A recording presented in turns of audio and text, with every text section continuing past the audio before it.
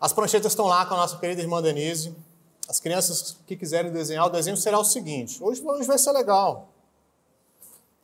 Vocês vão desenhar um mar, um sol no meio e dois barcos.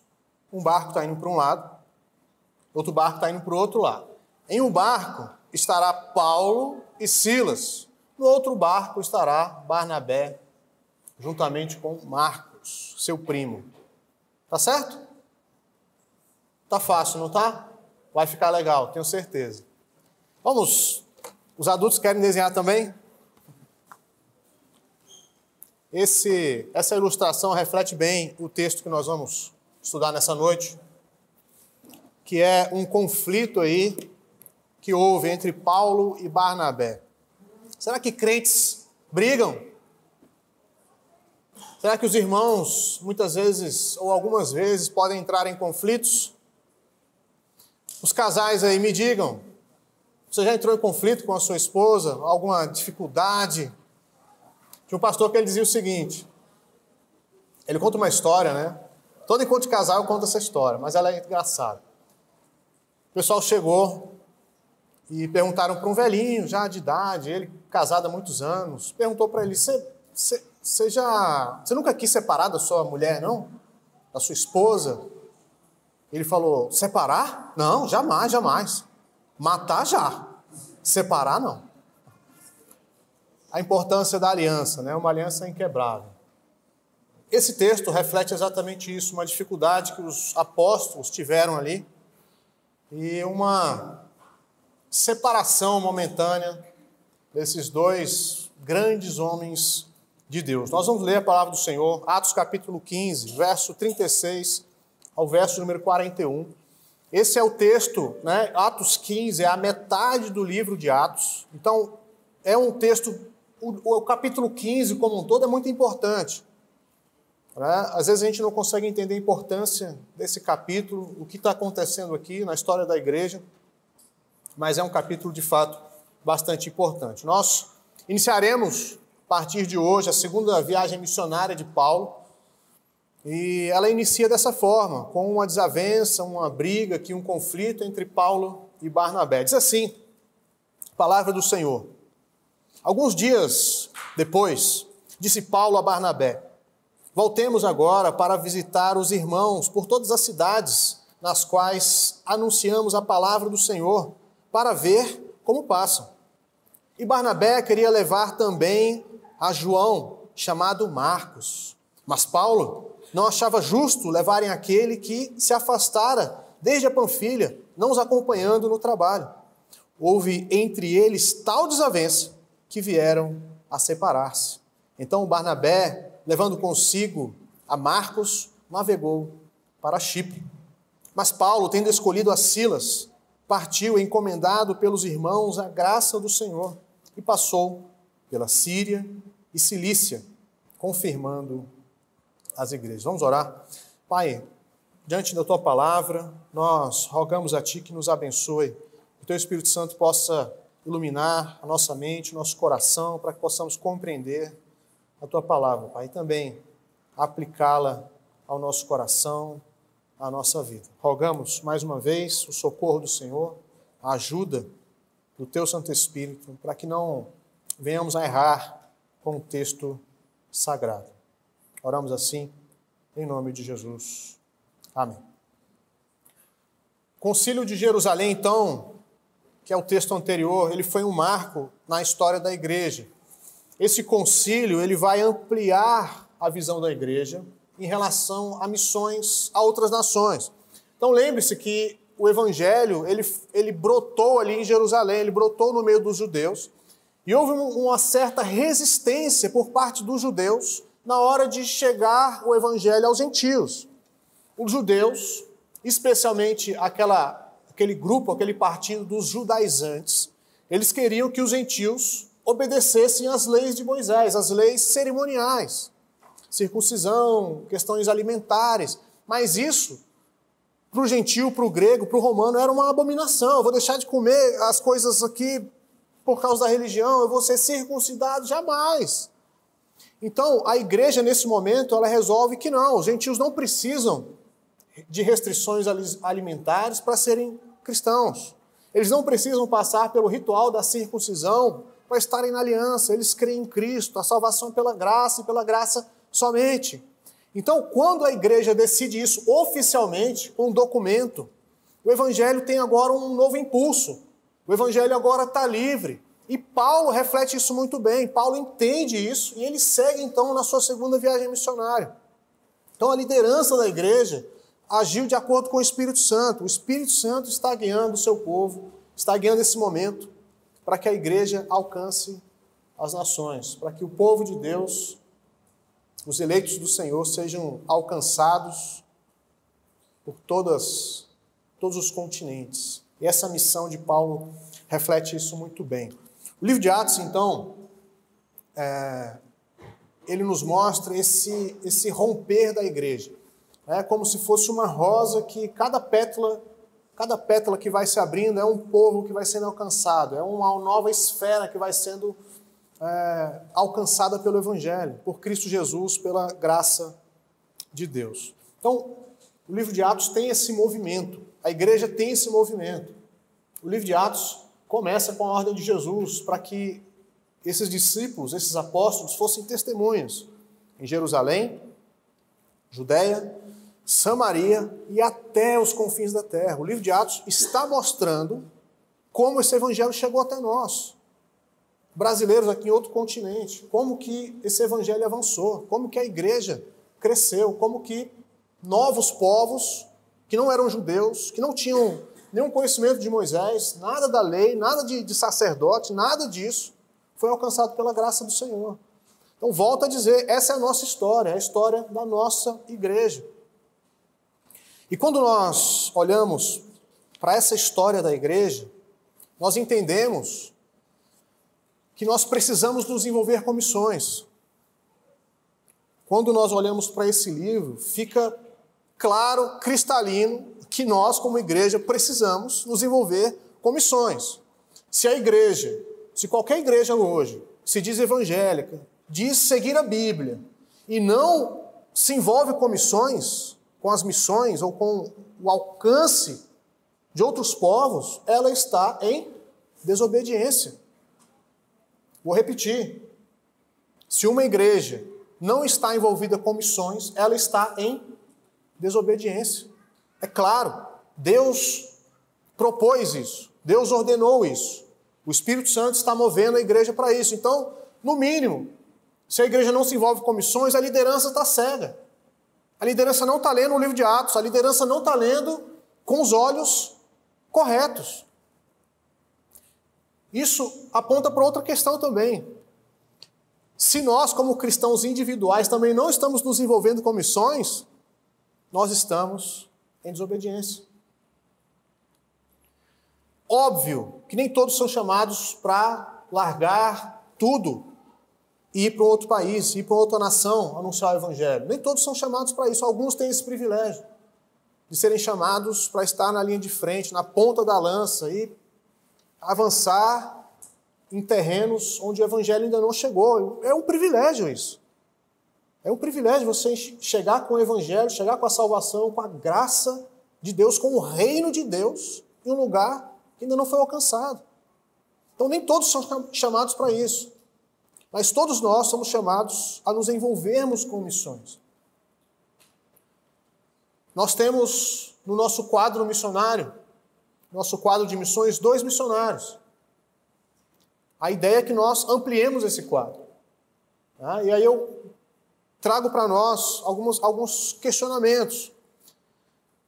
Você pode contribuir com missões orando, entrando em contato com esses missionários, perguntando a eles como eles estão. Você está precisando de alguma coisa? Está faltando alguma coisa para o seu filho, para a sua filha? A pior coisa que tem, irmãos, é você querer fazer a obra de Deus, mas você tem uma preocupação se a sua família vai se alimentar. Como que um obreiro vai fazer a obra decentemente se ele está preocupado se vai ter comida na mesa no outro dia? Não tem como, não tem como. Então nós podemos nos envolver com missões, orando, contribuindo, tendo contato com os missionários, demonstrando essa proximidade, essa unidade que nós temos com os missionários. Não é que eles estão lá e eles não são mais igreja, né? Não, eles são igreja, são nossos irmãos. E o livro de Atos, ele traz isso muito bem para nós. Então, após esse concílio de Jerusalém que nós comentamos aqui, a igreja ganha esse novo impulso. E Paulo planeja então uma segunda viagem missionária. O verso de número 36 diz aí, alguns dias depois, Lucas não diz quanto tempo se passou, provavelmente alguns meses eles estão lá em Antioquia. Mais uma vez, Antioquia é uma igreja modelo. Antioquia é uma igreja que nós precisamos estudá-la, precisamos observá-la e trazer para a nossa igreja, para a nossa vida, elementos que são positivos naquela igreja. É uma igreja fantástica. E lá nós temos vários homens de Deus ensinando. Entre eles, Paulo e Barnabé. Eles estão lá há meses. Então imagina a alimentação que aquela igreja está recebendo.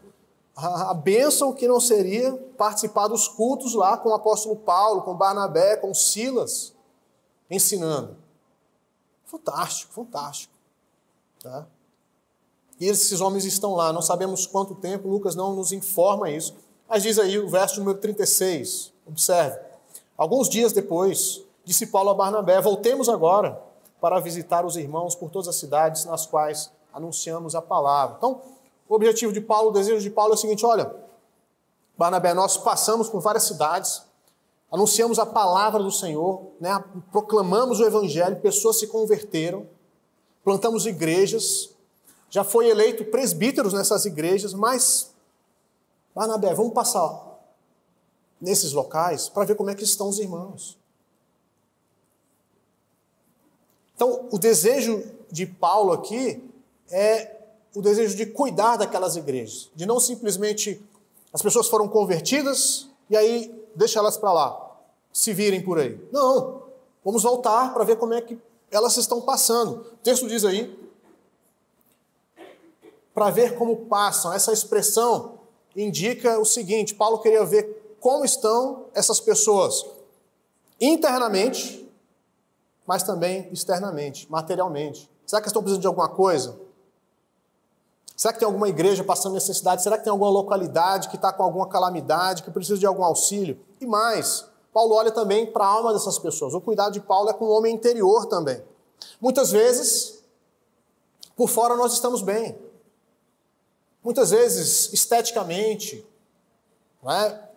O pastor está bem alinhado, cortou o cabelo, passou gel, está com uma gravatinha até bonita lá. Está bem, externamente está bem, mas e o coração?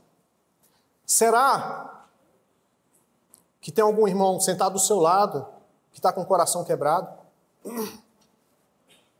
Será que tem algum irmão que está do seu lado que está passando por alguma tristeza profunda na alma?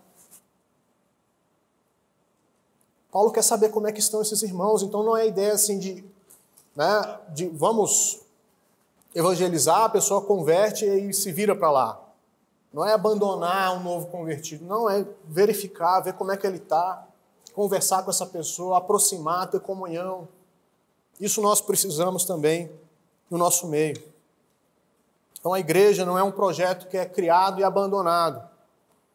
Paulo ele tem esse zelo, esse cuidado, esse zelo missionário com aquelas igrejas.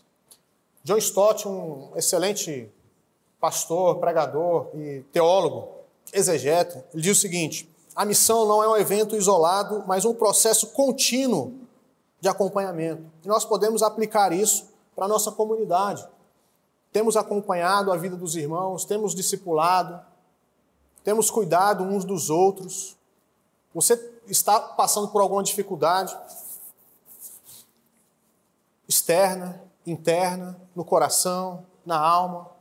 A vida cristã não é uma linha reta para o céu. Nós estamos oscilando. Momentos felizes, momentos tristes, momentos onde nós estamos fortes, onde nós temos o ímpeto de evangelizar, onde nós temos o ímpeto de ler a Bíblia, de orar, de buscar o Senhor logo de madrugada, de manhã. O sol nasce, eu quero buscar Deus, eu quero Deus. Não quero saber de mais nada desse mundo, me dá Cristo.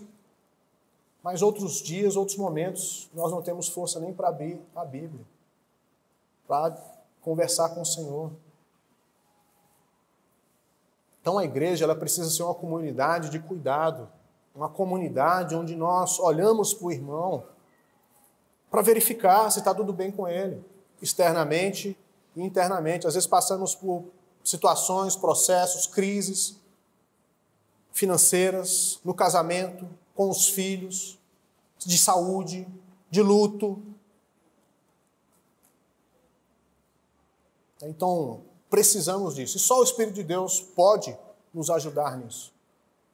Só o Espírito de Deus pode abrir o nosso coração e abrir o coração do irmão também.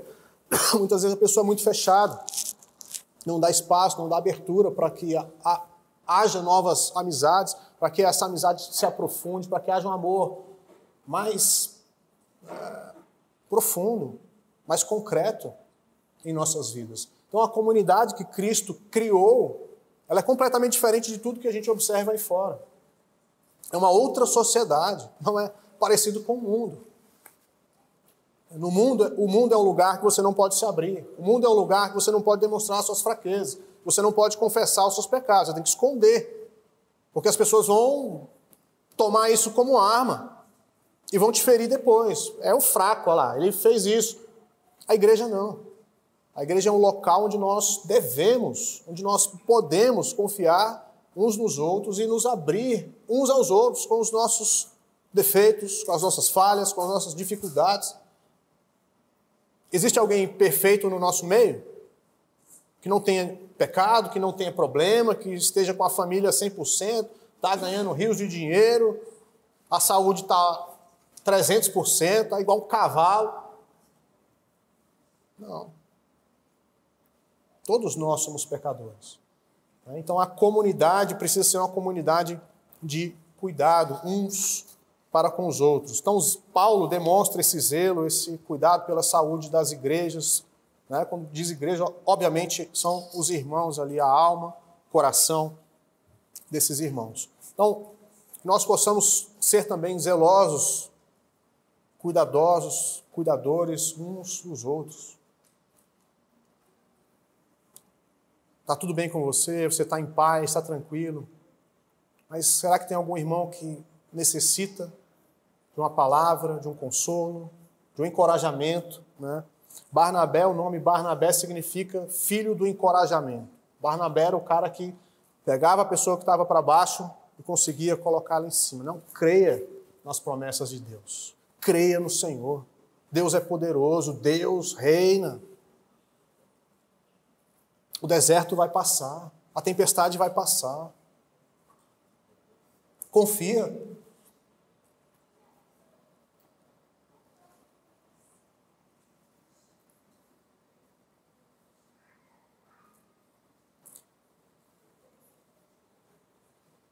Muitas vezes nós temos uma inclinação para comparar a igreja com coisas de fora, com coisas externas, com questões culturais, com questões familiares. Por exemplo, pastor, lá na minha família é assim. Pastor, meu pai me ensinou da seguinte maneira. Meu filho, se você apanhar na rua, você vai apanhar em casa. E aí a criança cresce. Eu preciso bater, eu não posso apanhar, não. E quer trazer isso para a igreja. Pastor, quando eu servi lá no quartel, você está comparando a igreja com um quartel cheio de homem ímpio, pecador, é isso? A gente precisa trazer essas coisas para dentro da igreja. Então a igreja ela é uma nova sociedade. Ela procede do alto, é o reino de Deus. Então os princípios que precisam reinar, reger, governar, dirigir a igreja, são princípios celestiais, da palavra de Deus. Então, não é o que o meu pai disse, não é o que o meu pai me ensinou, não é na minha cidade eu aprendi assim. O que diz a Escritura, o que Cristo ensina sobre tal coisa. O que Cristo diz sobre a sua igreja. Então, voltando ao cuidado aqui uns com os outros, em especial com os nossos missionários. Como é que estão os nossos missionários? Como é que estão esses dois irmãos, essa família e esse irmão que nós temos um compromisso Será que está tudo bem com ele? Será que não está faltando alguma coisa? Será que eu posso ajudar em algo? Será que eu posso interceder por alguma coisa, meu irmão? Tem algum motivo específico de oração que você queira colocar diante do Senhor? Eu vou orar por isso. Eu e minha família vamos orar. Então, nós podemos ser mais envolvidos com missões. Em segundo lugar, além desse zelo, esse cuidado que Paulo demonstra aqui, que nós precisamos também demonstrar nas nossas vidas, o texto mostra esse conflito, então, entre Barnabé e Paulo. Então, Paulo diz, Barnabé, vamos voltar às igrejas, vamos cuidar dos irmãos. Barnabé diz, ok, vamos cuidar dos irmãos, mas vamos levar também João Marcos, meu primo. E Paulo fala, não, seu primo não, João Marcos não. E aqui começa, então, o conflito. Barnabé quer dar uma segunda chance para João Marcos. Paulo, João Marcos cresceu. Naquela vez lá que ele abandonou, 2 anos, 3 anos atrás, era um menino ainda, era um meninote. Ele abandonou a missão de fato, mas hoje ele está preparado. Ele quer caminhar com a gente. Ele veio lá de Jerusalém para cá, para Antioquia, para viajar conosco. Então, Barnabé está firme aqui, não, João Marcos vai com a gente. E Paulo bota o pé do outro lado e diz, não, João Marcos não, chama qualquer outro menos esse camarada. O texto vai dizer, verso 38, o nome João Marcos é o nome, João é o nome hebraico e Marcos é o nome romano. Muitos cidadãos ali, que tinham especialmente dupla nacionalidade ou viajavam muito, tinham 2 nomes, um nome judeu e um nome romano ali. E às vezes, então, você vai ver aqui na Bíblia, João, também chamado Marcos, ou João Marcos, ou somente Marcos. E o verso 38 diz, mas Paulo não achava justo levarem aquele que se afastara desde a Panfilha. Paulo está lembrando daquele outro episódio, onde João Marcos vai abandonar a missão. E o termo aqui é se afastar, afastar-se é abandonar, João Marcos é um desertor, ele abandonou o exército e deixou a gente sozinho. Então Paulo diz, não, ele não vai. E aqui então começa esse conflito entre 2 homens de alto calibre. Nós estamos falando de 2 apóstolos. Então, irmãos, existem conflitos na nossa vida. Pastor, a igreja é um lugar complicado? Meu irmão, é complicadíssimo. Tem conflitos entre irmãos? Tem conflito entre irmãos, até entre líderes existe o conflito. Mas, apesar da igreja ser esse local que existe conflitos, vale a pena. Vale a pena, não tem lugar melhor para nós vivermos, para nós sermos trabalhados, né? Lapidados pelo Senhor, quando acontecem essas situações. Então, nós temos aqui esse fato, onde 2 apóstolos aí entram em desavença. Verso 39 destaca, e houve entre eles tal desavença que vieram a separar-se. Então, a ilustração das crianças é exatamente nesse sentido. Barnabé, ele é esse homem, então, ele carrega essa marca no ministério dele, de ser alguém que consola as pessoas, de ser alguém que motiva as pessoas, que encoraja as pessoas. E ele olha para João Marcos e fala, João Marcos merece a segunda chance. E aqui Paulo vai estar firme também, entendendo que não. Paulo, por sua vez, entende que não. E aí a gente pode se perguntar, mas, pastor, será que Paulo não foi duro demais? Pô, João Marcos, cara, menino. Agora ele quer ir, veio de longe, viajou, está aqui com a gente. E Paulo... Lucas, ele não aprofunda nessa questão. Ele escreve, passa por cima e deixa a bomba com a gente. Resolve aí o que vocês vão fazer com esse texto. Vocês acham que Paulo errou? Vocês acham que... O que aconteceu? Ele não fala. Ele simplesmente diz que houve essa desavença. Ele não fala especificamente de pecado. Existem situações onde a gente vai divergir, onde nós vamos divergir, onde a liderança vai divergir, onde os casais vão divergir. Não, meu amor, eu acho que a gente deve criar nossa filha assim. E a esposa diz, não, meu bem, amor, a gente deve criar nossos filhos assado. Divergência. Isso não significa que houve pecado, isso não significa que a gente vai brigar. Que a esposa vai pegar a panela e jogar nas costas do cara. Calma. Então há divergências. Há divergências na liderança. E é saudável que haja. Né? Existem situações que nós vamos sim caminhar em pensamentos diferentes. A liderança da igreja não pensa igual. Nós temos 5 homens na nossa igreja, um conselho que cada um tem uma mente. Todos nós queremos seguir a palavra de Deus. Mas nem sempre nós vamos ter a mesma opinião sobre algo. Né? Por exemplo, eu preciso de alguém, às vezes, para frear o pastor, porque o pastor quer avançar. Não, vamos para lá, vamos para cá. Como exemplo, né? Só um exemplo. Irmãos, por que a gente, para a liderança, né? Irmãos, por que a gente não faz uma reserva em criptomoeda? Pega uma parte do dinheiro da igreja e põe em Bitcoin. Não, pastor, peraí. Não é bom que esteja alguém, não, pastor, calma, esse negócio é confiável. Beleza, não tem problema. Houve divergência, houve. Então, a questão não é se vai haver divergência, vai haver. Com seus filhos, com seu esposo, com a sua esposa, com seu patrão, com seu chefe, dentro da igreja, na liderança, servindo ao Senhor, haverá. Agora, como nós vamos lidar com essas divergências? Qual vai ser a minha reação? Não, eu sou dono aqui desse negócio, vamos comprar Bitcoin. Aí o negócio faz... derrete. O pastor quebrou a igreja. Meu Deus do céu. Então é a forma como nós vamos reagir a essas situações. Matthew Henry, um comentarista presbiteriano, ele diz o seguinte: os santos, falando sobre esse texto, né? Os santos ainda carregam a sua humanidade. Nem Paulo, nem Barnabé eram isentos de erros ou paixões. São homens feitos de carne e osso, como nós, pecadores.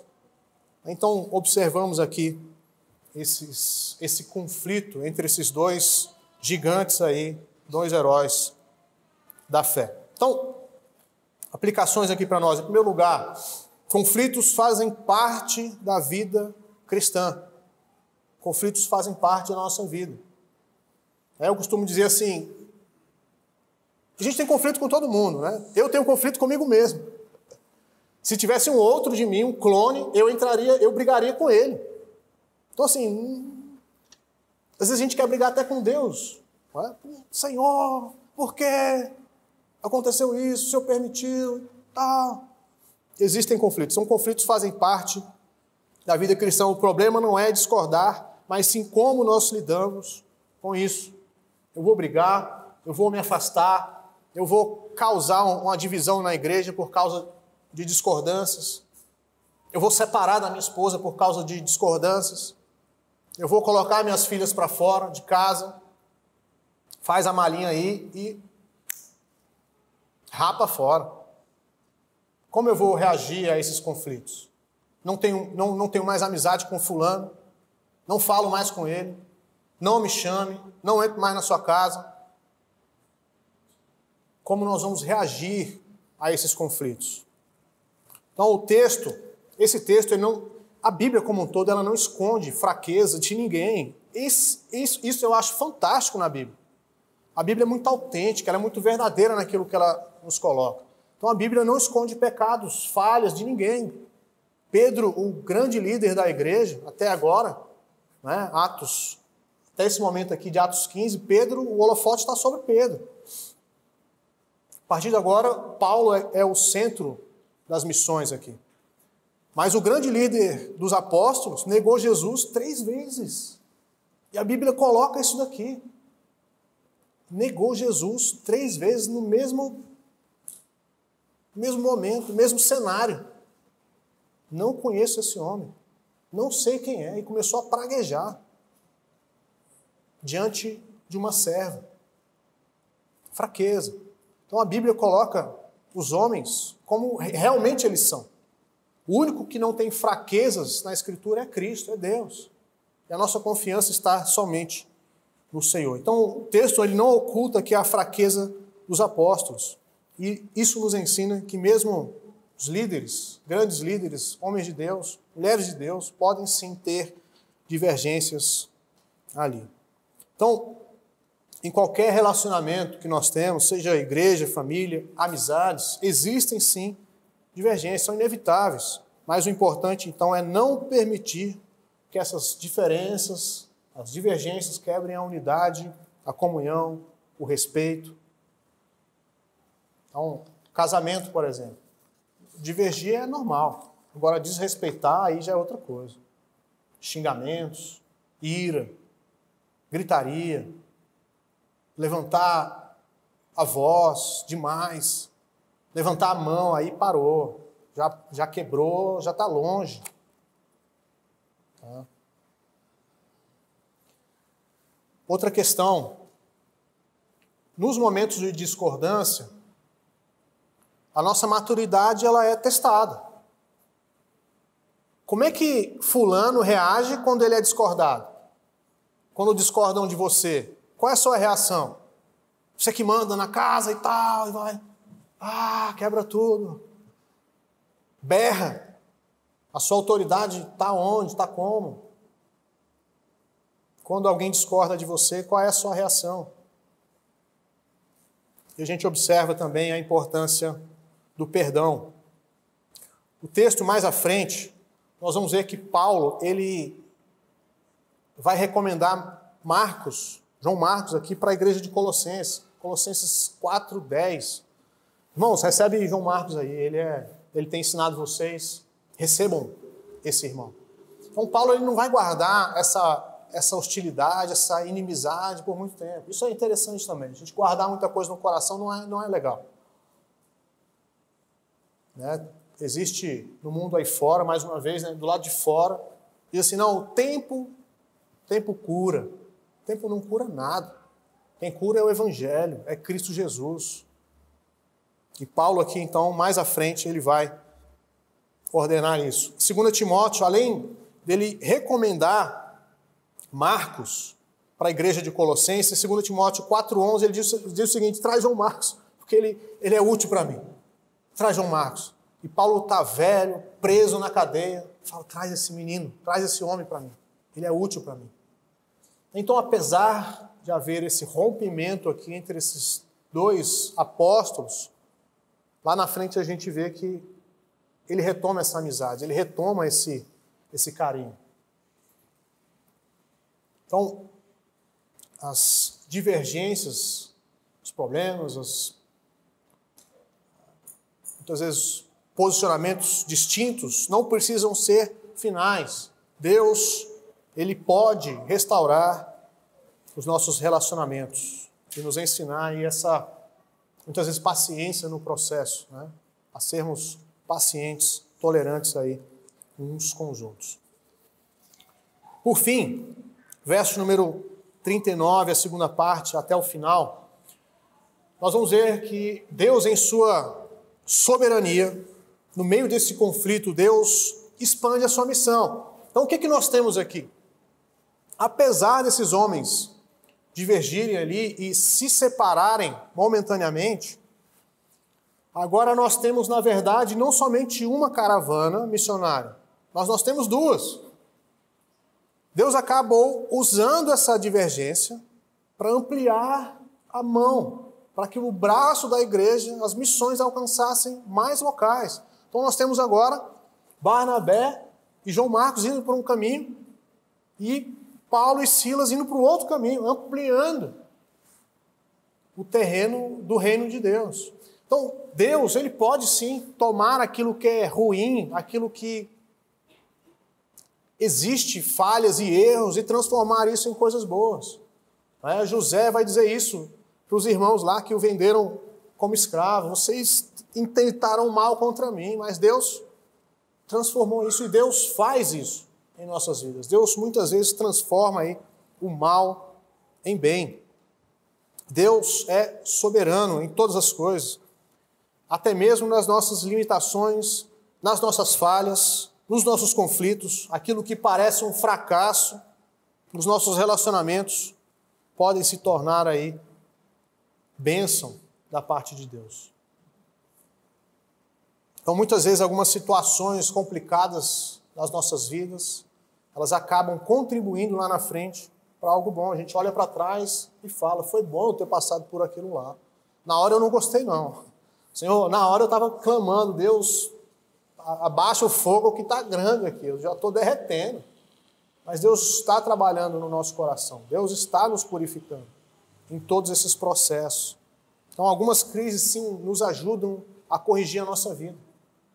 Algumas situações contrárias àquilo que a gente deseja acabam nos levando para os bons caminhos ou para os caminhos do Senhor. João Calvino, um teólogo da Reforma, ele diz o seguinte: o Senhor pode usar até nossos erros para cumprir seus propósitos eternos.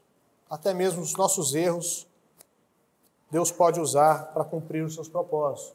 Então, você errou no casamento, você errou com algum amigo, você errou com algum irmão, você errou na criação dos seus filhos.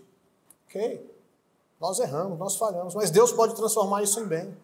Deus pode reverter a situação, Deus pode colocar isso em prol do seu reino. Isso é a soberania de Deus. É Deus agindo apesar de nós. É Deus sendo Deus. Deus é Deus. Então, o conflito humano aqui não frustrou os planos de Deus, o plano eterno de Deus. Pelo contrário, duplicou a missão. Se transformou em 2 caravanas missionárias. Nem sempre nós vemos o propósito de Deus no momento do conflito. Então, pode ser que lá na frente você olhe para trás e consiga enxergar o que Deus estava fazendo, né? O que Deus tinha nos seus propósitos. Eu não sabia. Briguei com Deus, né? Falei o que não devia, estava de cabeça quente, me perdoa. Aí a gente olha e fala, Deus estava cuidando de tudo. Deus não tinha me abandonado. Deus estava próximo a mim. Esse Deus que nós lemos no primeiro salmo de abertura, que está em todo lugar, conhece todas as coisas e não abandona o seu povo. Eu quero concluir da seguinte maneira, recapitulando aqui para nós tudo que falamos aqui no resumo. Então, em primeiro lugar, cuidado de Paulo aqui com as igrejas recém-criadas, com recém-convertidos. Isso é algo que nós precisamos aprender, precisamos aplicar também em nossas vidas. Observarmos a vida dos irmãos, cuidarmos uns dos outros, sermos instrumentos de bênção na vida uns dos outros. Para isso, nós precisamos conversar, precisamos sentar, precisamos comer junto, precisamos estar juntos, precisamos abrir o nosso coração, fazer nossas novas amizades, sair da nossa zona de conforto. Não, eu só converso com um vascaíno, tem 3 aqui. Amplia, conversa até com flamenguista, irmão, abrir o coração, para que essa comunhão, esse cuidado possa de fato acontecer. Então a igreja, ela é diferente das outras coisas. Ela não é um quartel, não é a sua casa, não é a sua cidade onde você foi criado. A igreja é o projeto de Deus e precisa ser dirigida pelo próprio Deus, pela palavra do Espírito Santo de Deus. Em segundo lugar, conflitos vão ocorrer. Então, a questão é como nós reagimos no momento do conflito. Somos maduros o suficiente para atravessarmos esse conflito, para não perdermos a amizade, para não racharmos um casamento, uma família, uma igreja por conflitos. E, por fim, Deus é soberano para transformar até as nossas falhas em oportunidades no crescimento da expansão do seu reino. Bendito seja nosso Deus, nosso Senhor, o Deus que restaura, o Deus que é soberano. Vamos orar? Pai, nós te agradecemos mais uma vez pela tua palavra. Obrigado porque o Senhor nos instrui mesmo em situações difíceis, conflituosas, o Senhor nos dá a direção. Obrigado pela tua palavra. Abençoa o teu povo, abençoa essa comunidade, que possamos de fato, Pai, ser homens, mulheres, crianças que cuidam umas das outras. Possamos ser diferentes do mundo. Lá fora, Pai, nós vemos desconfiança, nós vemos humilhação, nós vemos acusação, mas que aqui no nosso meio não seja assim.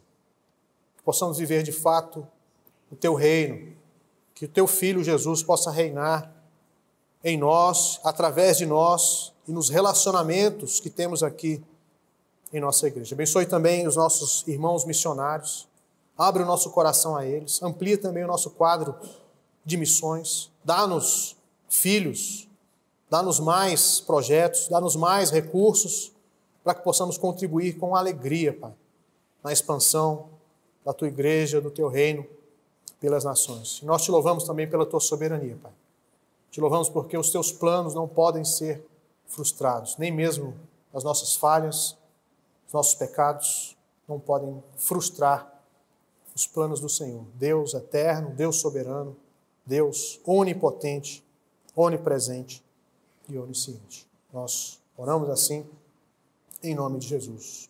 Amém, amém e amém.